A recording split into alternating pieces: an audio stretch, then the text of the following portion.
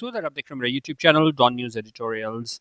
अच्छा, रोज़ तो हम एडिटोरियल करते हैं। आज जो है इम्पोर्टेंट जो फैसला आया है कोर्ट का पंजाब और केपी में इलेक्शंस के हवाले से, उसको हम डिस्कस करेंगे, क्योंकि यही न्यूज़ जो है ना बाद में चल के आपको एडिटोरियल और ओपिनियन में नज़र आएगी। क्योंकि मैंने देखा है कुछ लोगों के जो है ना वो बेस स्ट्रॉन्ग नहीं होती, खबर नहीं का पता नहीं होता, डायरेक्ट एडिटोरियल ओपिनियन पे आते हैं। तो इसलिए आज जो है इम्पोर्टेंट ये जजमेंट आई थी, तो इसको थोड़ा आज हम डिस्कस करेंगे। और ये जजमेंट किस हवाले से है? Karachi elections in Punjab KP to be held in 90 days rules Supreme Court in 3-2 verdict।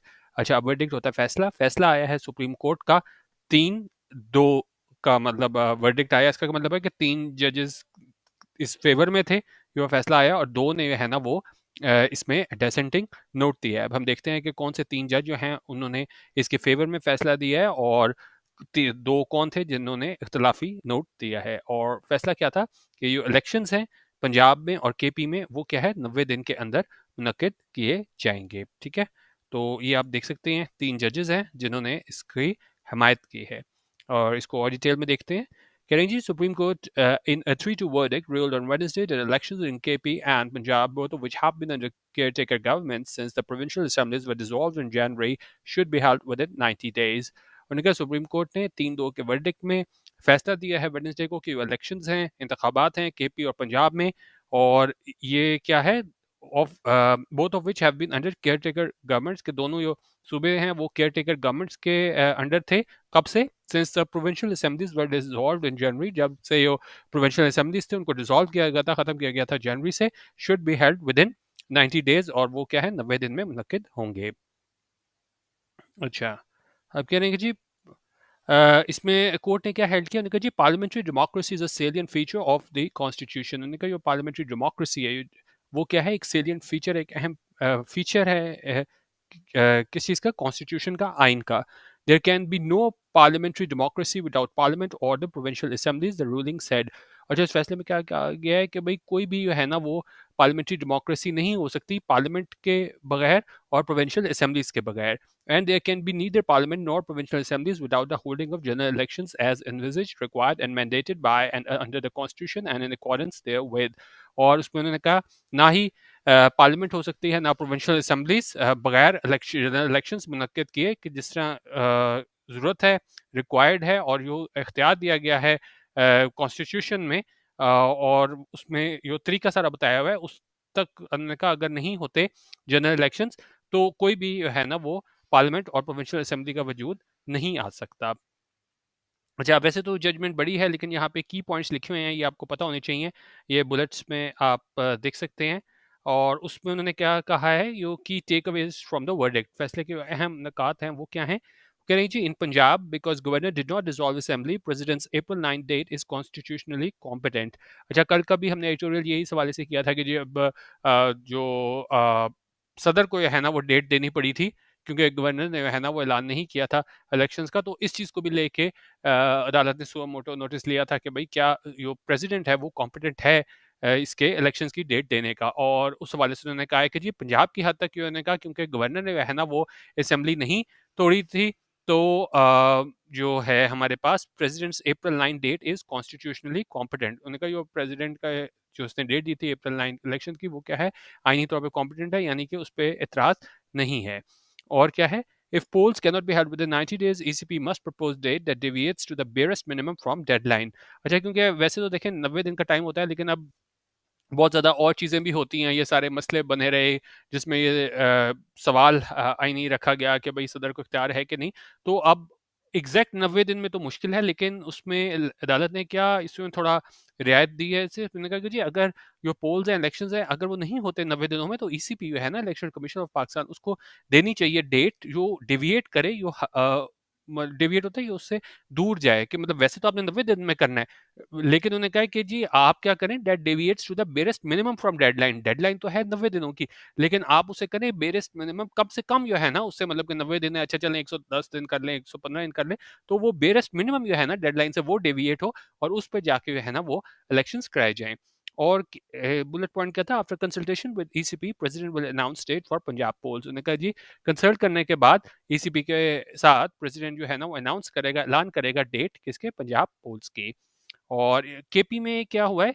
Punjab में तो उन्होंने कहा कि जी असेंबली डिसॉल्व नहीं हुई थी, लेकिन केपी में कह रहे हैं जी, in KP because governor acted on CM's advice and dissolved assembly he is bound to consult with ECP to announce date and president's date is invalid. उन्होंने कहा अगर केपी की हद तक बात करें तो क्योंकि उन्होंने कहा जी गवर्नर ने सीएम की एडवाइस पे एक्ट किया था और डिसॉल्व कर दी थी असेंबली, और उन्होंने कहा लाजिम है कि वो कंसल्ट करे ईसीपी से ताकि ऐलान किया जा सके डेट का, और जो प्रेसिडेंट की डेट है वो क्या है, इनवैलिड है। तो ये पंजाब और केपी में आपको कंपैरिजन करना चाहिए, एक जगह असेंबली डिसॉल्व हुई थी और एक जगह नहीं हुई थी।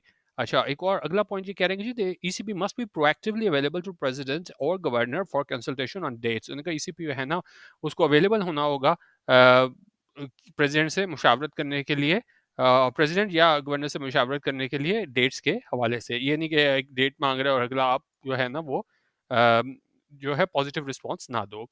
अच्छा, अब ये देखें कि किन किन जजेस ने इसके हक में फैसला दिया और किन्होंने खिलाफ दिया। The majority verdict given by Chief Justice of Pakistan CJP Umarata Bandial, Justice Munib Akhtar and Justice Mohammed Ali Mazhar was announced by the apex judge today. ठीक है, अच्छा अब ये majority verdict जो है ना इन 3 जजेस ने दिया, इसमें इन्होंने इसके हक में कहा था कि जो हमने ऊपर जो डिस्कस किया ना कि जो क्या है इलेक्शंस पंजाब और केपी में 90 दिनों के अंदर हों।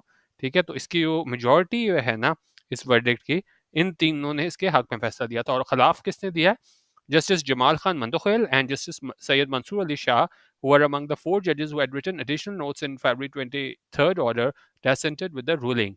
और उन्होंने कहा ये जस्टिस जमाल और ये जस्टिस सईद मंसूर अली शाह है ना, उन्होंने कहा ये वो 4 जजेस में शामिल थे जिन्होंने लिखा था एडिशनल नोट 23 फरवरी के फैसले में, उन्होंने इख्तलाफ किया, डेसेंट किया इस रूलिंग से, इस फैसले से। ठीक है, अच्छा और कह रहे हैं जी, in a written verdict, a copy of which is available with Dawn.com, the top court held that in situations where a governor dissolved a provincial assembly, the constitutional responsibility of appointing a date for the election was to be discharged by the governor.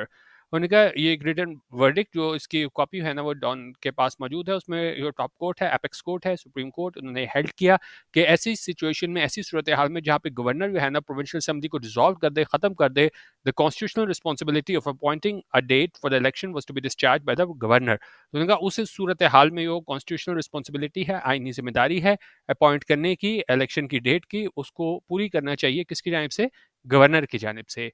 और अब दोनों सूरतों में बता रहे हैं, जहाँ पे असेंबली डिसॉल्व हो जाए वहाँ पे क्या हो, और जब असेंबली डिसॉल्व ना हो तो वहाँ पे क्या हो। In situations where the assembly is not dissolved by order of the governor, the constitutional responsibility of appointing a date for the general election that must follow is to be discharged by the president. उनका ऐसी सूरत हाल में जहाँ पे assembly को dissolve ना किया जाए governor के ऑर्डर पे, तो ये आईनी जिम्मेदारी है डेट फिक्स करने की जनरल इलेक्शन की, वो क्या है उसको पूरा किया जाना चाहिए प्रेसिडेंट की जानिब से। ठीक है, अच्छा Kennedy, the court has stated that since elections of the dissolution of a provincial assembly were to be held within a stipulated period of time, the president or governor must discharge the constitutional responsibility of appointing a date for the said election swiftly and without any delay and within the shortest time possible. Court ने कहा कि election जो है ना वो provincial assembly के dissolution के बाद जो है ना वो एक स्टिपुलेटेड पीरियड में होने चाहिए, एक तयशुदा पीरियड में होने चाहिए, जो कि आइन में 90 दिन का दिया गया है। तो प्रेसिडेंट या गवर्नर जो है ना उनको अपनी जिम्मेदारी, आइनी जिम्मेदारी पूरी करनी चाहिए एक डेट देने के हवाले से इलेक्शन के लिए, और बगैर किसी ताखीर के और शॉर्टेस्ट टाइम पॉसिबल में है वो डेट देनी चाहिए।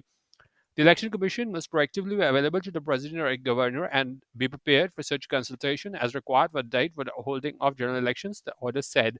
और जो इलेक्शन कमीशन है उसको क्या है, प्रोएक्टिवली अवेलेबल होना चाहिए प्रेसिडेंट और गवर्नर के लिए, और तैयार होना चाहिए कंसल्टेशन करने के लिए, बातचीत करने के लिए, जैसा कि ज़रूरत है, रिक्वायर्ड है, ताकि वह ना डेट पे फाइनलाइज किया जा सके जनरल इलेक्शंस को होल्ड करने के, ऐसा ऑर्डर में कहा गया।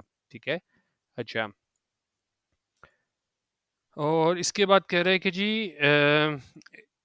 it went on to say that regarding the dissolution of the Punjab Assembly, the constitutional responsibility for appointing a date for the general election was to be discharged by the president, as the governor had refused to sign on the assembly dissolution summary.